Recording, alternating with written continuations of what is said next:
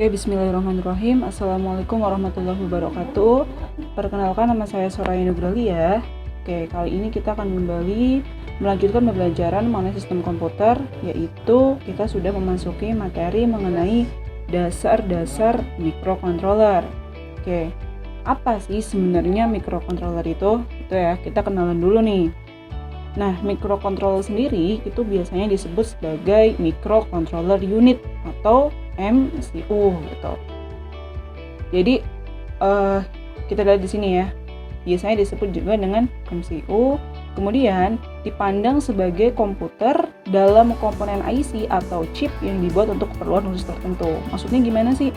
Nah, maksudnya itu komputer itu kan kayak otaknya ya, atau sesuatu yang bisa diatur gitu loh. Nah, dalam komponen IC atau chip gitu ya, itu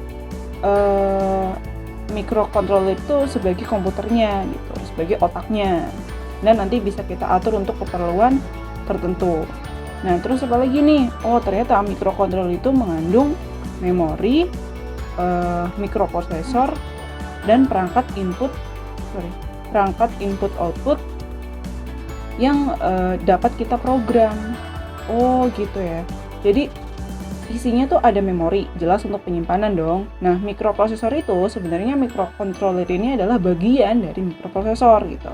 Terus kita juga di microcontroller juga ada perangkat input dan output yang nanti bisa kita atur programnya sesuai dengan kebutuhan kita masing-masing gitu ya. Oke, nah contoh penerapan atau pengaplikasiannya di mana aja nih? Nah, biasanya itu ada di alat-alat atau device yang dia tuh memerlukan sistem kontrol otomatis gitu ya, sistem kontrolnya otomatis. Kayak contohnya apa?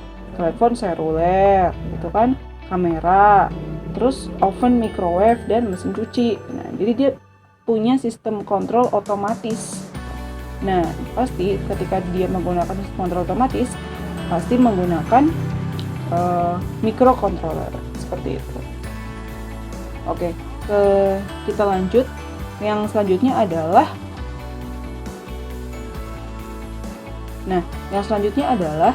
ada banyak jenis microcontroller yang dapat diprogram sesuai kebutuhan. Kayak tadi saya bilang ya.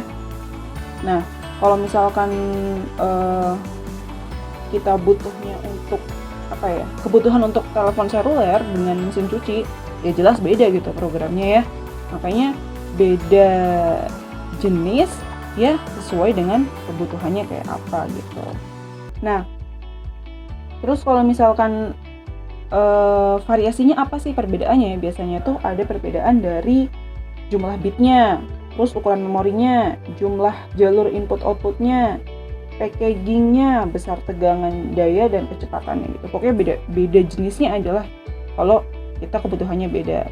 Nah, kalau penggunanya kita gunain microcontroller atau jenis microcontroller yang sesuai dengan kebutuhan kita. Kayak tadi yang saya bilang, kalau misalkan kalian butuhnya untuk program sebuah telepon, ya akan berbeda dengan yang digunakan untuk program mesin cuci atau microwave gitu ya. Nah, microcontroller yang dapat diprogram atau programmable memiliki pin atau kaki-kaki output dan input serbaguna atau general purpose gitu. Jadi kalau misalkan dia bisa diprogram atau programmable, itu ada pin atau kaki-kaki input dan output yang serbaguna gitu. Jadi bisa diprogram sedemikian rupa. Nah, kalau set inputnya, kalau dia dijadikan sebagai input, ini pin-pinnya bisa membaca sinyal dari luar atau sebagai sensor. Kayak misalkan kita bisa mungkin di HP itu udah banyak yang menggunakan sensor dari jari ya, pinjar. Nah, itu juga termasuk ya, karena dia mendapatkan sensor dari luar, sinyal dari luar itu sidik jarinya. Nah, pin-pinnya itu nanti akan dibaca oleh sistem pada telepon gitu contohnya. Atau biasanya apalagi ya, ada juga yang di pintu ya, pintu masuk misalnya sebuah kantor atau sebuah ruangan yang sudah canggih, itu biasanya sudah memakai deteksi atau sensor yang ketika dia ada orang nih, kebuka gitu, atau lampu dan lain sebagainya. Banyak sekali. Tempat sampah juga udah ada ya, yang kayak kita jarak berapa sentimeter itu meter gitu ya, dia udah ngebuka gitu. Oh, udah ada nih orang mendekat mau buang sampah, dia kebuka sendiri. Itulah contoh-contoh penggunaan sensor pada microcontroller.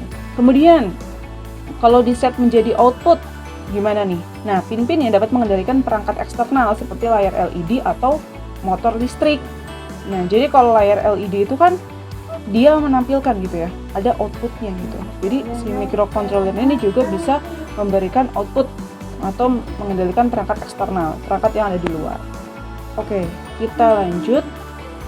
Nah, ini kita belajar mengenai diagram blok pada microcontroller. Diagram blok microcontroller.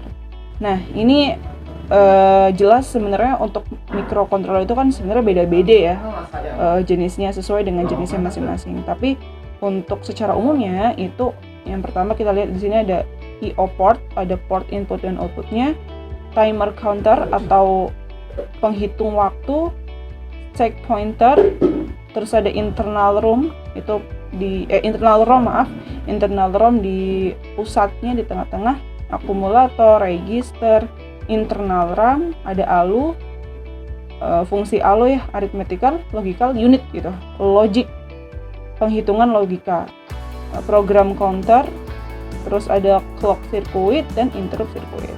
Ini adalah bagian umum dari blok microcontroller. Nah, masing-masing bagian dihubungkan dengan internal bus gitu, atau bus internal. Terdiri dari apa? Dari 3 nih. Pertama ada data bus, ada address bus, dan control bus. Kayaknya kita udah pernah bahas mengenai data, address, dan control bus. Data bus itu ya dia fungsinya untuk mengendalikan data-data yang ada pada si diagram blok ini. Ini kan ada datanya nih masing-masing ya. Ada data. Kemudian address, terus itu apa sih, alamat gitu. Jadi si internal bus ini nanti fungsinya untuk pengalamatan gitu, supaya transmisi data yang ada di sini itu nggak saling tabrakan gitu ya, sesuai dengan jalurnya. Terus control bus ya, ini mengontrol keseluruhan gitu.